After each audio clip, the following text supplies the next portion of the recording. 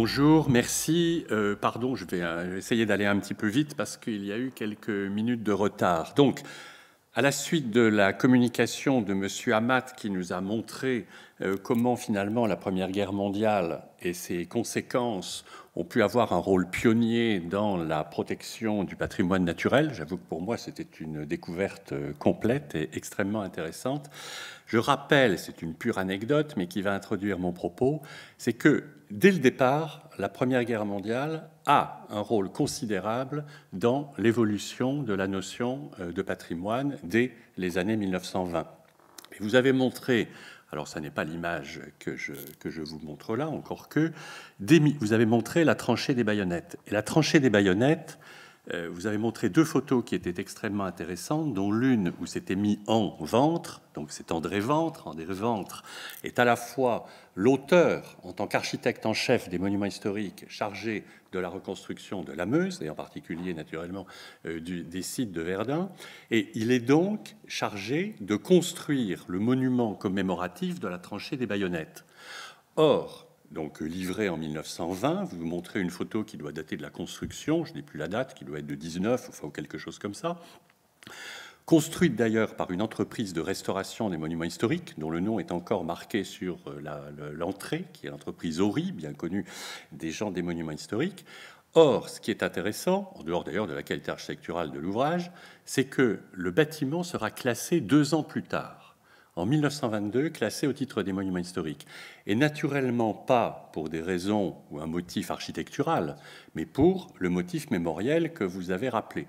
Il n'empêche que c'est le premier coup de canif dans l'histoire du patrimoine français où on protège aussi peu de temps après sa réalisation un ouvrage, puisqu'à l'époque, la règle est généralement d'attendre au moins 100 ans avant, pour avoir le recul de protéger un ouvrage.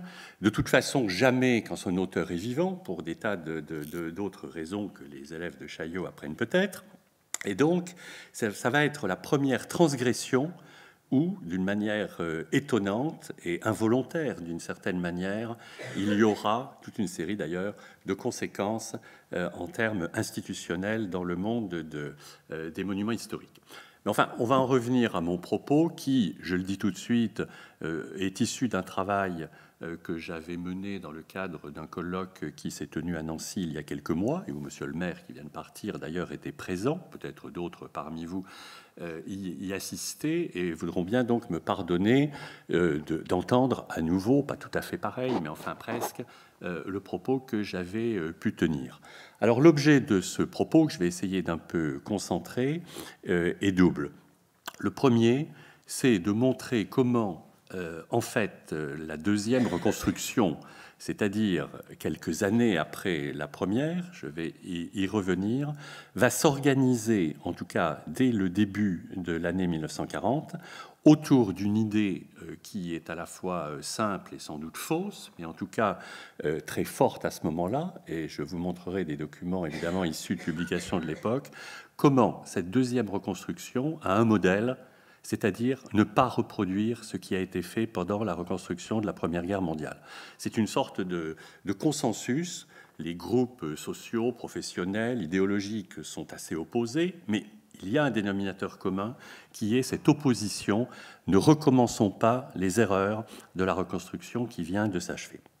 Et l'autre propos, mais qui est imbriqué dans le premier, c'est de voir comment, autour de cette idée, donc de réaction vis-à-vis d'une reconstruction qui vient tout juste de s'achever, la question culturelle va être déterminante, et notamment pendant les à vrai dire, les 2 premières années et demie du régime de Vichy, et comment, alors pardon, ce n'est évidemment pas, vous le comprendrez, une apologie du régime de Vichy, mais en 3 ans, 2 ans et demi, sont monté tout un ensemble législatif, tout un arsenal législatif et réglementaire, qui est pour l'essentiel celui où, dans ce domaine, nous vivons toujours, que ce soit en matière d'architecture, que ce soit en matière de monuments historiques, que ce soit en matière d'urbanisme, ou que ce soit en matière d'archéologie.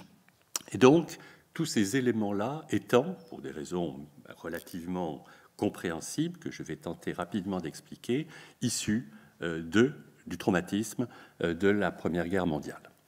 Alors, évidemment, en premier chef, il y a une remarque à faire qui est une forme de lapalissade, mais c'est d'abord la question de la chronologie.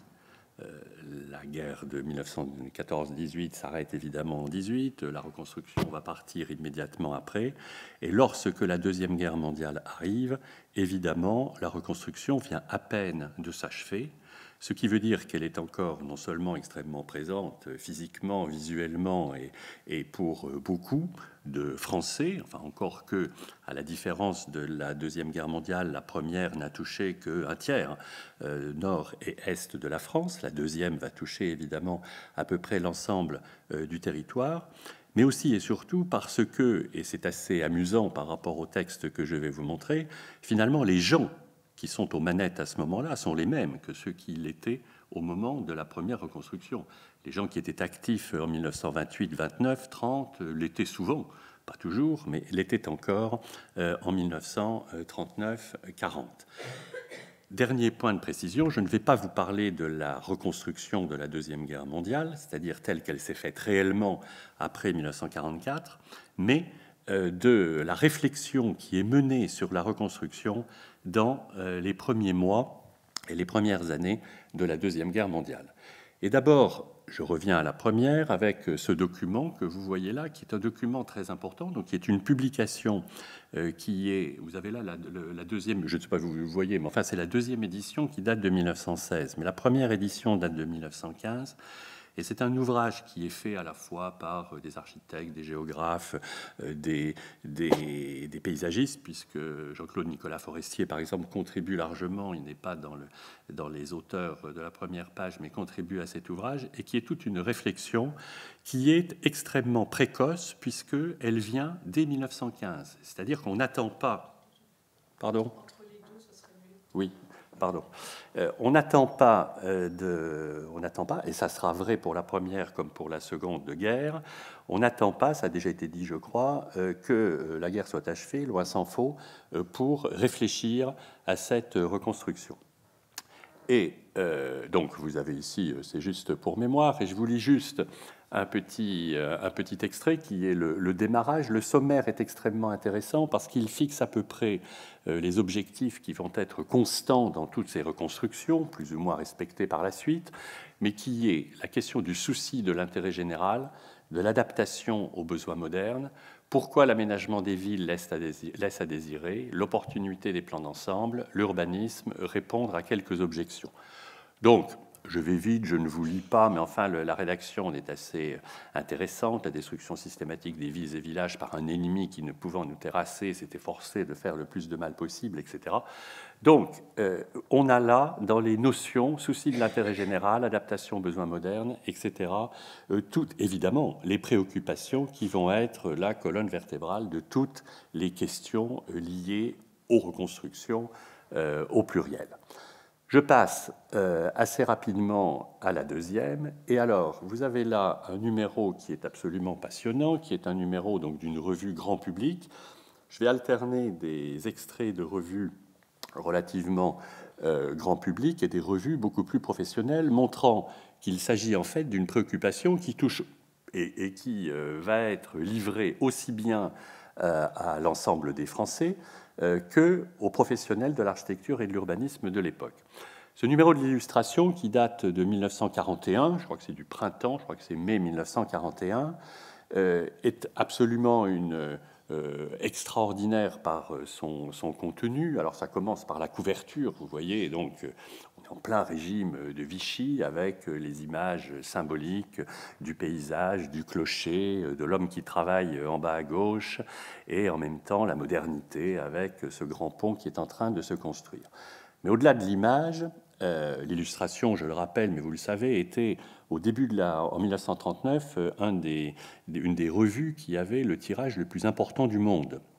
Plusieurs centaines de milliers d'exemplaires, donc ça touchait un public extrêmement large, avec des techniques d'ailleurs de reproduction extraordinaires, puisque même les revues américaines étaient jalouses à la fin des années 30 des qualités techniques de l'illustration qui terminera assez mal comme revue, puisqu'elle sera considérée à la fin de la guerre comme un organe collaborationniste et sera interdite.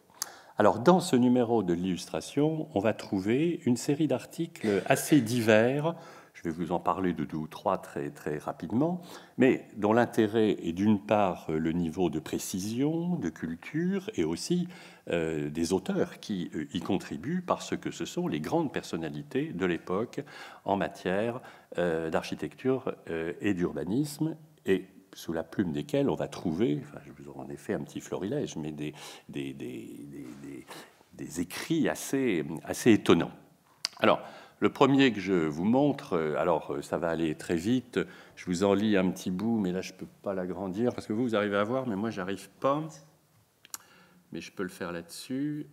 Juste un tout petit morceau de Léandre Vaillat. Alors Léandre Vaillat, c'est un personnage assez intéressant de l'entre-deux-guerres qui est à la fois journaliste, polémiste, et qui sera dans les années 20-30 un des très grands tenants du régionalisme, pour ceux qui s'intéressent à cela. Évidemment, c'est un nom qui est assez connu. Mais je voulais juste lire 2 ou 3 phrases. La première, qui est intéressante, et qui dit, alors c'est une sorte d'éditorial dans le numéro de 41 de la revue, « Par une association d'idées toutes nouvelles, ce lendemain de guerre de 40 me ramène au lendemain de la guerre de 14. En 41 comme en 19, il faut reconstruire, avoir démoli.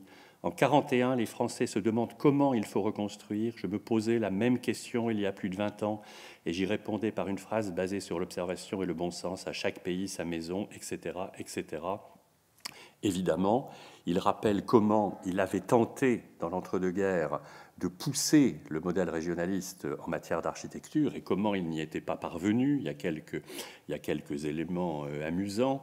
Il raconte comment il rencontre le ministre, par exemple.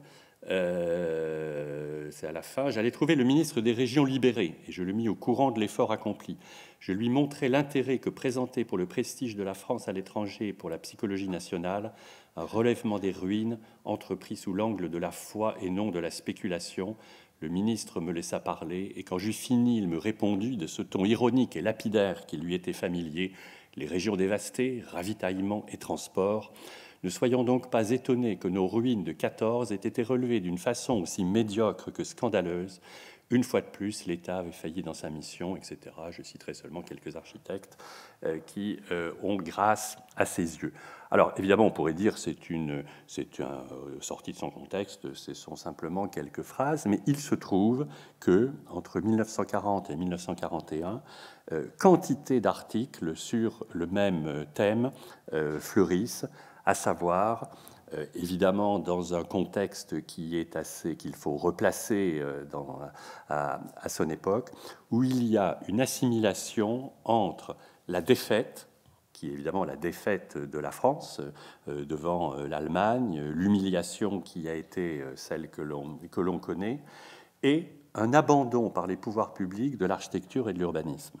Et c'est assez saisissant de voir comment ce parallèle est en permanence fait de la même façon que la France n'a pas été capable de tenir son rang alors qu'elle avait tout pour le faire.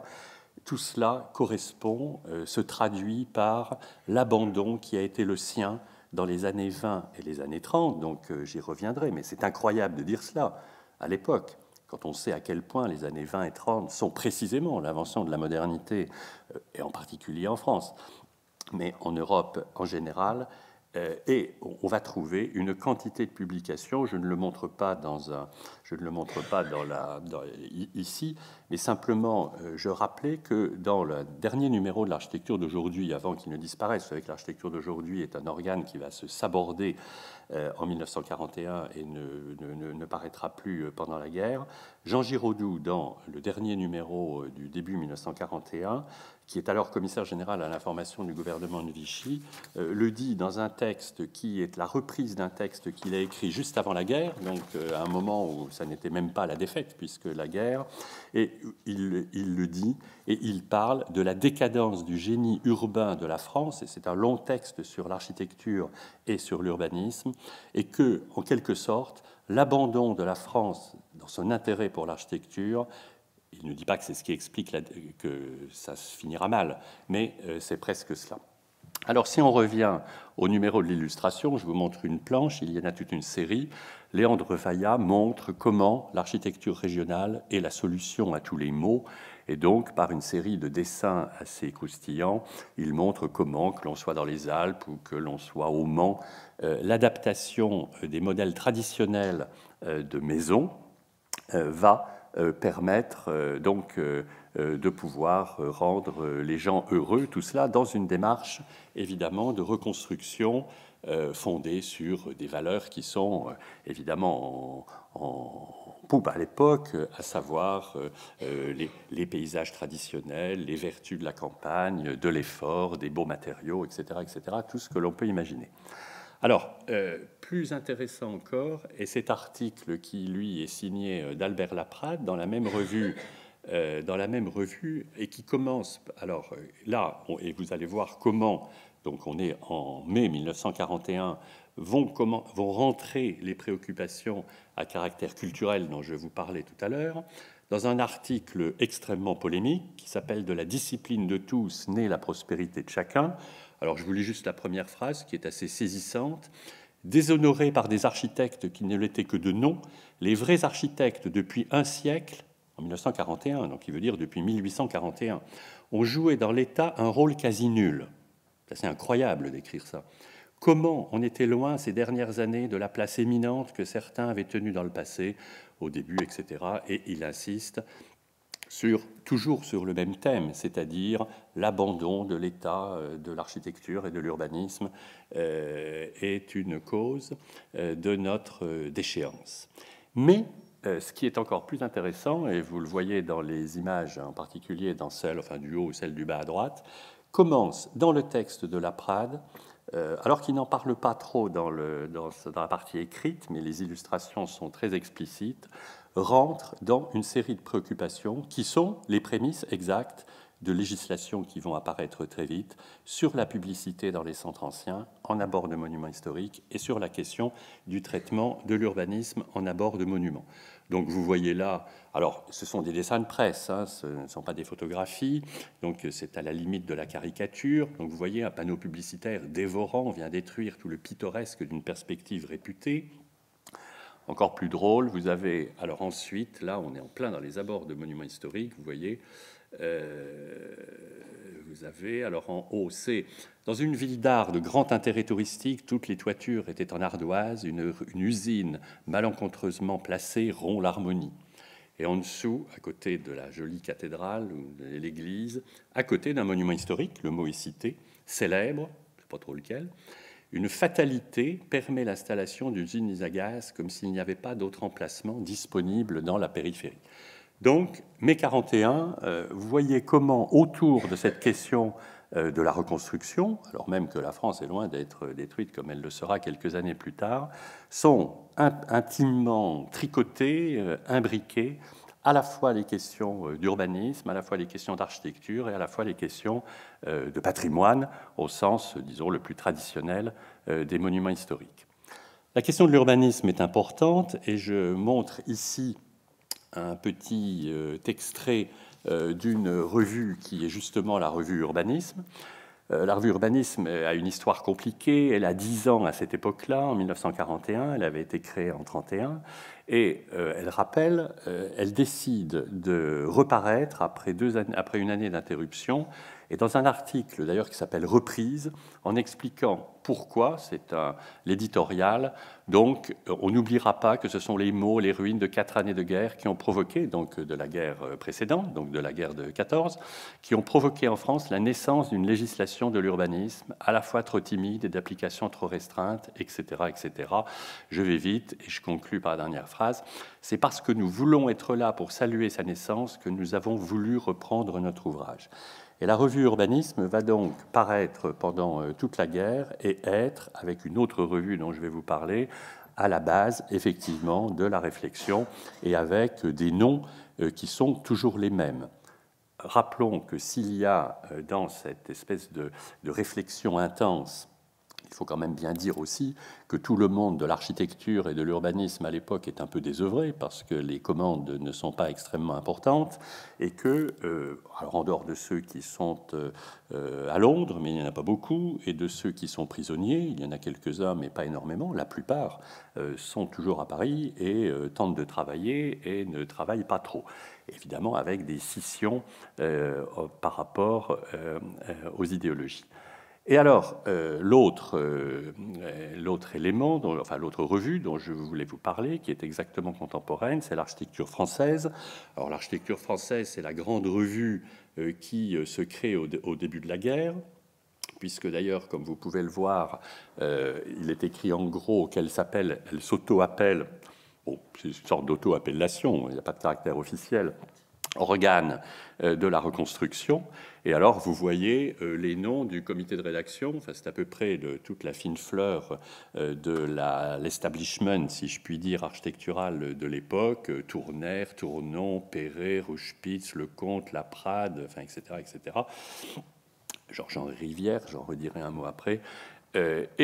Si je vous montre cet article, enfin ce numéro, alors qui date de, je crois que c'est, je ne sais plus, je devrais le savoir, enfin c'est 42, je crois celui-là, oui, juillet-août 1942, on va un peu plus loin dans la question de l'urbanisme patrimonial, puisque Jean-Charles Moreux, donc, qui est un architecte extrêmement notable à l'époque, architecte en chef des bâtiments civils et palais nationaux, qui a, enfin, je ne vais pas parler de Jean-Charles Moreux, on pourra en parler longtemps, mais fait un article extrêmement intéressant que j'invite tous les étudiants de Chaillot à regarder. La revue Monumentale en avait publié un facsimilé il y a quelques années en 30 pages, c'est un document important, qui est une analyse comparative dans l'histoire de l'urbanisme de toutes les cathédrales de France de façon systématique et des quartiers qui les environnent, et avec l'évolution entre la situation ancienne, les éventuels aménagements 19e, et notamment l'éradication des constructions autour des cathédrales pour les dégager, comme l'on disait, ou les mettre en valeur. Et donc un travail qui est extrêmement intéressant, qui est une leçon d'urbanisme, évidemment très dans l'esprit de Camille Ossite ou de gens comme ça, mais qui, à l'époque, évidemment, est assez novatrice, enfin, en tout cas, par rapport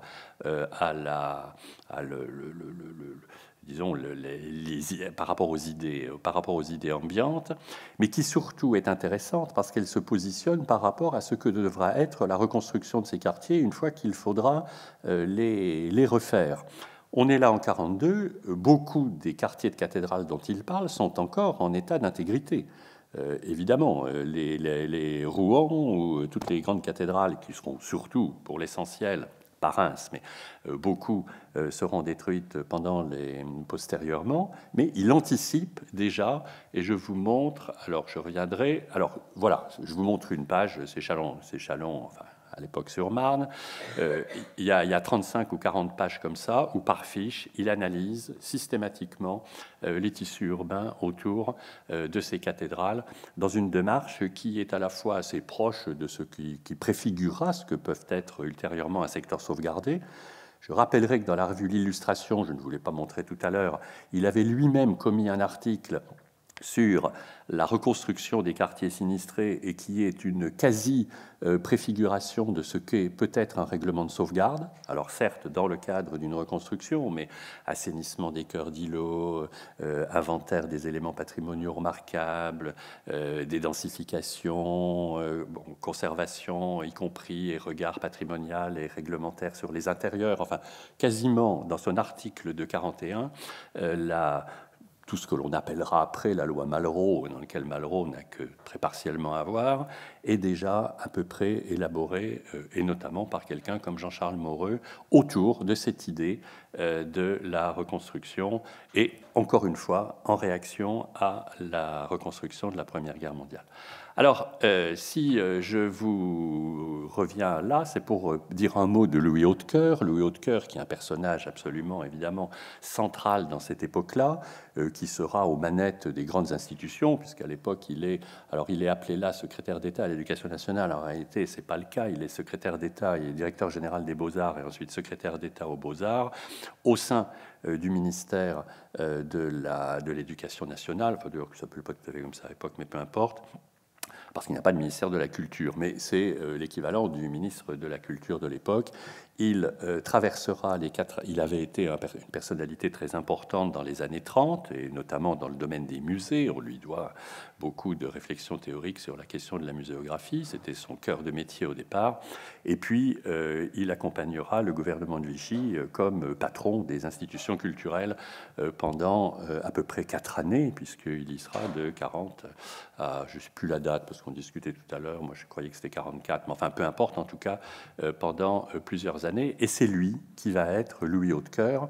Il sera un peu inquiété à la Libération, mais pas tellement. Et il terminera membre de l'Institut. Enfin, c'est évidemment des très grandes personnalités du monde culturel. Et c'est lui qui sera le père de toutes les législations. Et c'est le deuxième et dernier point que je voulais aborder. Alors là, je ne résiste pas au plaisir de vous lire cette petite phrase qui est issue d'un travail de la revue de l'École des Chartes sur Hautecoeur, mais Jérôme Carcopino, donc le père de la loi sur l'archéologie, on en dira juste un mot après, le ministre de l'Éducation nationale, dit de son secrétaire des Beaux-Arts, donc Louis Hautecoeur, donc je vous lis juste cette phrase-là. « J'étais émerveillé jusqu'à l'inquiétude par la continuelle effervescence de ses idées, par le foisonnement de ses projets, par la fécondité d'une plume qui eût aisément rédigé 1 loi et 2 décrets par jour. » Cette déclaration caractérise parfaitement la vie de Hautecoeur pendant la guerre, tout entière consacrée à son administration. Une quinzaine de lois et de décrets sont adoptés entre 40 et 43. Après 43, il y a d'autres préoccupations, on ne s'intéresse plus beaucoup au patrimoine. Mais entre 40 et 43, donc quelques textes d'une extrême importance pour le patrimoine. La loi sur les abords de monuments historiques de 43, que vous connaissez pour la plupart, complète celle de 1913. Et puis ensuite, alors, plein de choses sur l'archéologie, la fameuse loi Carcopino, sur laquelle l'archéologie française, il y a eu plein d'évolutions évidemment depuis, mais fonctionne toujours. Et puis, en 1942, des lois sur la publicité, des lois sur enfin tout ce que vous voyez. Je vais un peu trop vite, mais en tout cas, un grand nombre de textes dont il est important de rappeler que lors de la commission, vous savez qu'il y a une commission à la fin de la guerre qui examine les législations de Vichy, et notamment évacue ce qui a été convenu d'appeler les lois scélérates, la quasi-totalité de ces lois patrimoine seront validées à la Libération. Donc, ce qui explique évidemment qu'elles sont aujourd'hui, en tout cas sinon intégralement conservées, toujours globalement en vigueur. Et alors, on arrive à, je vous ai parlé de la revue Urbanisme, mais on arrive à un numéro qui lui est fondamental, bien que je ne l'ai jamais vu dans aucun enseignement sur le patrimoine cité, mais enfin, c'est un peu dommage, donc j'essaye de rattraper une petite carence, qui est ce numéro qui date de 1942, mais enfin, j'ai plus, je vais pouvoir le retrouver, mais peut-être vous arrivez à le lire. C'est mars 42, voilà. Donc de mars 42, et qui est alors extrêmement intéressant, puisque en mars 42, donc 1 an avant la législation sur les abords de 43 que l'on évoquait, et dont je vous reparlerai une seconde après, il y a en gros le brouillon de cette loi, écrit d'une manière assez pédagogique, assez amusante, en plusieurs couleurs, et qui explique en gros, une façon, à l'époque on était beaucoup moins technocratique qu'aujourd'hui. Aujourd'hui, il faut s'y reprendre à 6 fois pour lire un texte, et on n'est pas sûr la 6e de comprendre ce qu'il voulait dire, mais à l'époque on est plus simple, on dit les choses assez franchement, et donc présenté de cette manière, vous avez en quelques pages ce qui s'appelle, donc il s'agit là d'une proposition de législation, hein, règles spéciales d'ordre esthétique et archéologique. Alors là on entend archéologie au sens archéologie à l'ancienne, c'est-à-dire l'archéologie, pas en termes d'archéologie de fouille, archéologie au sens, l'archéologie veut dire monument historique, un peu dans l'esprit des sociétés archéologiques du 19e siècle. Et vous avez là donc l'explication de comment pourrait être organisée une loi. Je vais vite, je vais surtout vous montrer celui-là, qui est intéressant, puisqu'il décrit exactement, avec une sorte de manière assez moderne. Il suffit après vous voyez, construction aux abords d'un monument historique, vous arrivez à lire, je pense. Donc vous voyez, les petits points. Donc il y a déjà l'avis de l'architecte des bâtiments de France qui n'existe pas encore et déjà préétabli. Il suffit de remplir les cases. Les immeubles bordant la place 2 et entourant, classés monuments historiques, ne comporteront que, etc., etc. Les constructions nouvelles devront, par leur percement, tout affichage est interdit sur cette place. Donc, tout si je vais très vite, il y a des tas de petits dessins très ravissants et pédagogiques à côté pour montrer ce qu'il faut faire, comment il faut traiter une corniche, comment il faut traiter une toiture, etc., etc. Donc, vous avez, dans ce numéro d'urbanisme de 1942, qui évidemment est une revue strictement confidentielle, à la différence de... C'est pour ça que j'ai montré les deux, de l'illustration au départ, qui est très grand public. Là, on est vraiment dans le cercle restreint des professionnels, mais où, grosso modo, tout est là. Vous avez à peu près tous les éléments qui sont présents de cette législation. Et puis, alors là, je vous ai montré la loi de 43, c'est la photo du journal officiel qui montre, après tout, ce que tout le monde connaît, mais n'a pas souvent vu, qui est la loi sur la législation sur les abords de monuments historiques. Alors, pardon de cet humour un peu sordide, mais enfin, elle est quand même signée par quelques personnes qui ont été condamnées à mort après, Pierre Laval, Abel Bonnard, donc qui est quand même la loi de fondement du métier des architectes des bâtiments de France et qui a été maintenue par la suite. Donc, la loi du 25 février 1943, vous avez là le JO de, je sais pas quoi, 4 mars, voilà. 4 mars 1943. Bon, pardon d'aller très vite, mais je vais conclure assez rapidement. Oui, je mettais en conclusion, enfin c'est de manière un peu provocatrice, mais je vous lis simplement le deuxième paragraphe, donc qui est un texte de Bertrand Vessière, qui est enseignant à Toulouse et qui a beaucoup travaillé sur le sujet, qui disait « Cependant, on ne peut que constater, dans le cas français, une tendance générale entre les deux conflits mondiaux, le renforcement des institutions administratives, des décisions législatives, des innovations techniques, des projets d'architecture et d'urbanisme à l'issue de chaque conflit. » Ainsi, les plans d'aménagement établis entre 1919 et 1924 sont-ils perfectionnés en 1940 avant d'être repris en 1945 ? Les associations de sinistrés mises en place après le 11 novembre 1918 sont réactivées par Vichy, puis par la 4e République naissante. Chaque reconstruction s'est ainsi nourrie de la précédente, laissant de côté toute imagination créative dans une sorte de pédagogie du malheur, où le passé et l'avenir ont tous deux une place ambiguë, etc. Donc, parlant d'un jeu à somme nulle, dans lequel la nostalgie et l'appel au progrès n'arrivent pas à se départager. Bon, ça n'engage que son auteur, mais si j'ai mis ce petit texte-là, c'est juste pour mon propos de 2 minutes de conclusion, et c'est ce qui me paraît le plus intéressant, évidemment, dans tout cela, enfin, en tout cas, c'est l'objectif de mon exposé, qui, encore une fois, vous l'avez compris, n'est pas de dresser une apologie du régime de Vichy. Encore que, on est stupéfait par l'efficacité, quand même, sortir 15 lois en 2 ans, alors que nous en 8 ans, on arrive péniblement à en sortir une, dans un contexte qui était compliqué, évidemment, laisse pantois. Mais surtout, c'est de dire, et c'est exactement ce que raconte Bertrand Vessière, en réalité, évidemment, le gouvernement de Vichy n'invente rien de toute la législation qu'il met en place. Ce sont toute une série de dispositifs, et on en parlait en aparté tout à l'heure, qui sont plus ou moins réfléchis, certaines d'ailleurs même avant la Première Guerre mondiale, au moment du vote de la loi du 31 décembre 1913. La question des abords de monuments historiques, évidemment, est déjà dans les têtes, mais encore plus dans les années 20 et dans les années 30. Le Front populaire, et c'est ça qui est incroyable idéologiquement, enfin, par rapport à la génération à laquelle j'appartiens, a été élevée dans une vision assez manichéenne des choses. Mais comment, en réalité, la plupart de ces lois sont des lois qui sont réfléchies pendant le Front populaire, et plus encore parmi les mêmes personnes que celles qui les mettent en place par le régime de Vichy, puisque des gens comme Georges-Henri Rivière ou Louis Hautecoeur sont des gens qui ont travaillé de façon très étroite en 1936-37 avec les institutions culturelles de l'époque. et donc qui, une fois qu'elles n'auront pas été déclarées comme loi scélérate et donc maintenues par la 4e République, seront mises en œuvre par la 4e, puis la 5e République, qui à chaque fois les aménagera, les perfectionnera. Donc c'est quelque chose qui est à la fois saisissant, d'imaginer que dans des espaces idéologiques aussi affrontés que peuvent être les années 20, puis le Front populaire, puis le régime de Vichy, puis la 4e, puis la 5e République, bon, je vais la 5e pour parler par exemple de la législation sur les secteurs sauvegardés. Dans le même temps, on se rend compte que tout cela se fait sur un espace, et je reviens à la question de la chronologie, qui est extrêmement court, puisque entre le Front populaire et la loi sur les secteurs sauvegardés, il y a 25 ans, enfin, de cet ordre-là. Donc en réalité, très peu de choses. Et on voit donc que les uns l'ont imaginé, les suivants l'ont essayé de le mettre au point, le régime de Vichy l'a fait passer. Et en réalité, évidemment, pourquoi le régime de Vichy fait cela?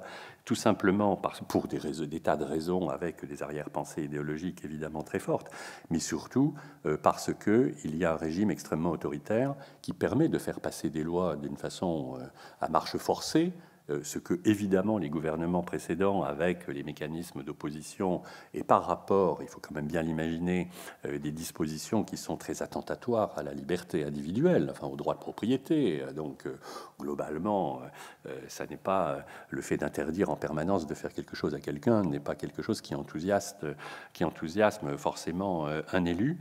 Et donc, il y a cette sorte de parenthèse un peu brutale qui permet de faire passer toute une série de dispositions qui avaient été conçues, élaborées, voire même carrément écrites.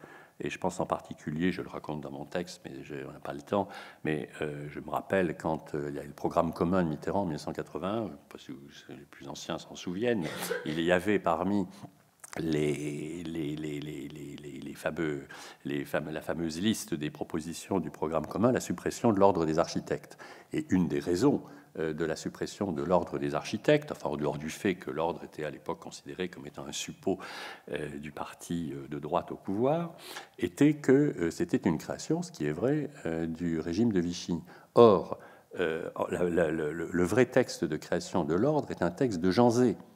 Ça, la gauche ne l'expliquait pas trop à l'époque, puisque Jean Zay, pendant le Front populaire, est celui qui écrit le texte, qui sera repris à peu près intégralement. Il y a d'ailleurs dans les revues dont je vous ai parlé beaucoup, mais je n'ai pas le temps de l'évoquer, d'assertions et de références à cette question de l'organisation professionnelle des métiers de la maîtrise d'œuvre, qui était un des énormes reproches faits à la première reconstruction, où en gros tout le monde faisait n'importe quoi, les entrepreneurs étaient des spéculateurs, les architectes aussi. Il va falloir, Laprade le rappelle très précisément, mais donc c'est amusant, l'ordre des architectes est une initiative du Front populaire qui sera mise en place très vite dans les premiers mois du gouvernement de Vichy. Et puis, les autres législations, qu'elles soient sur l'urbanisme patrimonial, les secteurs sauvegardés, la publicité, etc., seront progressivement mises en œuvre dans les années qui suivront. Voilà le propos que je voulais vous tenir. Sachant donc, encore une fois, ça n'est pas un travail tout à fait original que j'ai fait, vous m'en pardonnerez pour aujourd'hui, mais en échange de quoi, il y aura pour le colloque de Nancy, donc, qui s'est tenu à l'automne dernier, des actes qui sont en cours de préparation, donc avec des textes, et notamment un texte de ma part sur le sujet, pour cela que cela intéresserait. Donc je pourrais communiquer à l'école de Chaillot lorsque je saurai quelle est la date de parution de ces actes, si certains d'entre vous sont éventuellement intéressés. Je vous remercie.